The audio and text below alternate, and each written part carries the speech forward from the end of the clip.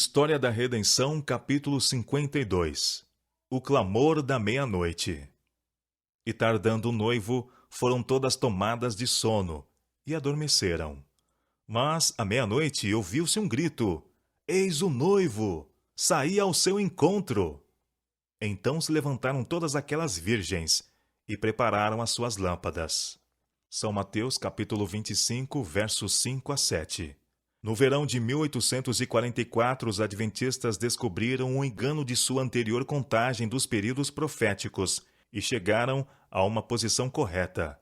Os 2.300 dias de Daniel 8,14, que, conforme todos criam, se estenderiam até o segundo advento de Cristo, imaginava-se que terminariam na primavera de 1844. Contudo, vendo agora que esse período estender-se-ia ao outono do mesmo ano, a mente dos adventistas se fixou nesse ponto, como o tempo do aparecimento do Senhor. A proclamação desta mensagem referente a tempo foi outro passo no cumprimento da parábola das bodas, cuja aplicação à experiência dos adventistas já tinha sido claramente observada. Como na parábola, o clamor soou à meia-noite, anunciando a aproximação do noivo.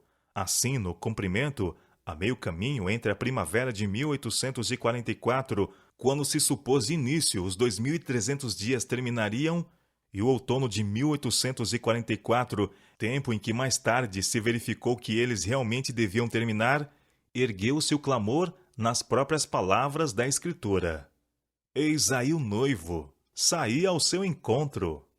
Semelhante à vaga da maré, o movimento alastrou-se pelo país. Foi de cidade em cidade, de aldeia em aldeia e para os lugares distantes, no interior, até que o expectante povo de Deus ficou completamente desperto. Desapareceu o fanatismo ante essa proclamação, como a geada matutina perante o sol a erguer-se. Uma vez mais os crentes encontraram sua posição, e a esperança e coragem animaram-lhe o coração. A obra estava livre dos extremos que sempre se manifestam quando há excitamento humano sem influência moderadora da palavra e do Espírito de Deus. Isto se assemelha no caráter àqueles períodos de humilhação e retorno ao Senhor que no antigo Israel se seguiam as mensagens de advertência por parte de seus servos. Teve as características que diferenciam a obra de Deus em todas as épocas. Houve pouca arrebatadora alegria, porém mais profundo exame do coração, confissão de pecado e o abandono do mundo. O preparo para encontrar o Senhor era a grave preocupação do espírito, em agonia. Havia perseverante oração e consagração a Deus, sem reservas. O clamor da meia-noite não era tanto levado por argumentos, se bem que a prova das Escrituras fosse clara e concludente. Ia com ele um poder impulsor que movia a alma. Não havia discussão nem dúvidas. Por ocasião da entrada triunfal de Cristo em Jerusalém, o povo que de todas as partes do país se congregara a fim de solenizar a festa, foi em tropel ao Monte das Oliveiras, e unindo-se à multidão que acompanhavam a Jesus, deixou-se tomar pela inspiração do momento, e ajudaram a volumar a aclamação. Bendito o que vem em nome do Senhor. São Mateus, capítulo 21, verso 9. De modo semelhante, os incrédulos, que se congregavam nas reuniões adventistas, alguns por curiosidade, outros meramente com o fim de ridicularizar, sentiram o poder convincente que acompanhava a mensagem. Eis o noivo. Naquele tempo, houve fé que atraía a resposta à oração, fé que se fixava na recompensa. Como aguaceiro sobre a terra sedenta, o Espírito de graça descia sobre os que ardorosamente o buscavam. Os que esperavam em breve estar face a face com o seu Redentor sentiram uma solene e inexprimível alegria. O poder eternecedor e subjugante do Espírito Santo sensibilizou-lhes o coração, enquanto onda após onda da glória de Deus se derramava sobre os crentes fiéis. Cuidadosa e solenemente os que recebiam a mensagem chegaram ao tempo em que esperavam encontrar-se com o Senhor. Sentiam como primeiro dever, cada manhã, obter a certeza de estar aceitos por Deus. Seus corações estavam intimamente unidos, e eles oravam muito com os outros e uns pelos outros. A miúde se reuniam em lugares isolados para ter comunhão com Deus, e dos campos e bosques, vozes de intercessão ascendiam ao céu. A certeza da aprovação do Salvador era-lhes mais necessária do que o alimento diário, e se alguma nuvem lhes toldava o espírito, não descansavam, enquanto a mesma não fosse dissipada. Sentindo o testemunho da graça perdoadora, almejavam contemplar aquele que era o amado de sua alma. Desapontados, mas não abandonados. Mas, de novo, estavam destinados ao desapontamento. O tempo de expectação passou e o Salvador não apareceu. Com inabalável confiança, tinham aguardado sua vinda e agora experimentavam o mesmo sentimento de Maria quando, indo ao túmulo do Salvador e encontrando-o vazio, exclamou em pranto: "Por que levaram meu Senhor e não sei onde o puseram?"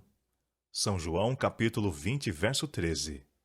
Um sentimento de temor, o receio de que a mensagem pudesse ser verdadeira, servira por algum tempo de restrição ao mundo incrédulo. Passado que foi o tempo, esse sentimento não desapareceu de pronto.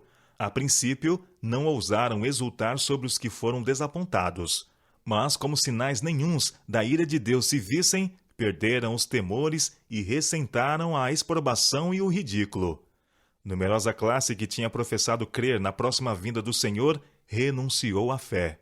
Alguns que se sentiam muito confiantes ficaram tão profundamente feridos em seu orgulho que pareciam estar a fugir do mundo. Como outrora Jonas, queixavam-se de Deus e preferiam a morte à vida.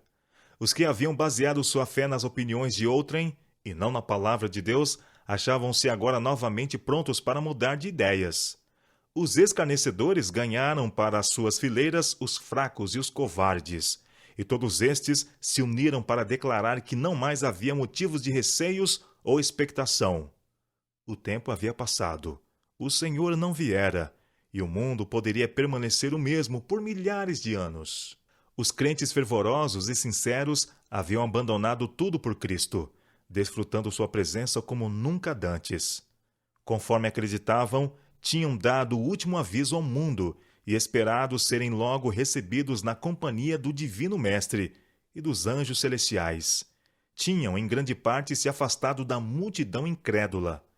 Com intenso desejo, haviam orado: "Vem, Senhor Jesus, e vem presto." Mas ele não viera. E agora, assumir de novo o fardo pesado dos cuidados e perplexidades da vida, suportar as exprobrações e zombarias de um mundo escarnecedor, era, em verdade, uma terrível prova de fé e paciência. Todavia, este desapontamento não foi tão grande como o que experimentaram os discípulos por ocasião do primeiro advento de Cristo. Quando Jesus cavalgou triunfalmente para Jerusalém, seus seguidores queriam estar ele prestes a ascender ao trono de Davi e liberar Israel dos seus opressores. Cheios de esperança e gozo antecipado, competiam uns com os outros em prestar honras a seu rei. Muitos lhe estendiam no caminho seus próprios mantos, à guisa de tapetes, ou, à sua passagem, cobriu o solo com viçosos ramos de palmeira. Uniam-se com entusiástica alegria, na aclamação festiva: "Hosana ao filho de Davi." Quando os fariseus, perturbados e enraivecidos por esta manifestação de júbilo, quiseram que Jesus repreendessem os discípulos, ele replicou: "Asseguro-vos que, se eles se calarem, as próprias pedras clamarão." São Lucas capítulo 19, verso 40. A profecia devia ser cumprida. Os discípulos estavam executando o propósito de Deus. Entretanto, amargo desapontamento os aguardava. Apenas decorridos alguns dias tiveram de testemunhar a morte atroz do Salvador e depô-lo na sepultura. As expectativas que nutriam não se haviam realizado em um único particular, e suas esperanças morreram com Jesus. Não puderam, antes de o Senhor triunfar do túmulo, perceber que tudo havia sido predito na profecia e que era necessário que o Cristo padecesse e ressurgisse dentre os mortos. Atos capítulo 17, verso 3. De igual maneira, esta profecia se cumpriu na primeira e na segunda mensagens angélicas. Elas foram dadas no seu tempo exato e cumpriram a obra para a qual foram por Deus designadas. O mundo estivera a olhar na expectativa de que, se o tempo passasse e Cristo não aparecesse, todo o sistema do adventismo seria abandonado. Mas, enquanto muitos, sob forte tentação, deixaram a fé, alguns houve que permaneceram firmes. Não podiam identificar erro algum em sua contagem dos períodos proféticos. Os mais hábeis de seus oponentes não conseguiram subverter-lhes a posição. Verdade é que houve erro quanto aos eventos esperados, mas mesmo isto não podia abalar-lhes a fé na palavra de Deus. Deus não abandonou seu povo. Seu espírito ainda permaneceu com os que não negaram temerariamente a luz que tinham recebido, nem acusaram o movimento adventista. O apóstolo Paulo, olhando através dos séculos, escreveu palavras de animação e advertência para os provados e expectantes nessa crise. Não abandoneis, portanto, a vossa confiança. Ela tem grande galardão. Com efeito, tendes necessidade de perseverança, para que, havendo feito a vontade de Deus, alcanceis a promessa. Porque ainda dentro de pouco tempo, aquele que vem virá, e não tardará. Todavia, o meu justo viverá pela fé, e se retroceder, nele não se compraz a minha alma. Nós, porém, não somos dos que retrocedem para a perdição, somos, entretanto, da fé para a conservação da alma. Hebreus capítulo 10, versos 35 a 39. Sua única maneira segura de proceder era reter a luz que já haviam recebido de Deus, apegar-se firmemente às suas promessas e continuar a investigar as Escrituras, esperando e vigiando pacientemente, a fim de receber mais luz.